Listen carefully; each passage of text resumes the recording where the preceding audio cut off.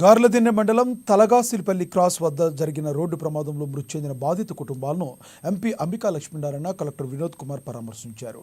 నగరంలో ప్రభుత్వ ఆసుపత్రిలో చికిత్స పొందుతున్న క్షతగాత్రుల ఆరోగ్య పరిస్థితిని అడిగి తెలుసుకున్నారు. తమకు న్యాయం చేయాలని ఎంపీ కలెక్టర్ ఎదుట బాధిత కుటుంబాల ఆందోళన తెలిపారు. ప్రభుత్వం నుంచి అన్ని విధాలుగా ఆదుకుంటామని ఎంపీ కలెక్టర్ హామీ ఇచ్చారు. క్షతగాత్రులకు మెరుగైన వైద్యం అందించాలని వైద్యులను కలెక్టర్ ఎంపీ ఆదేశించారు.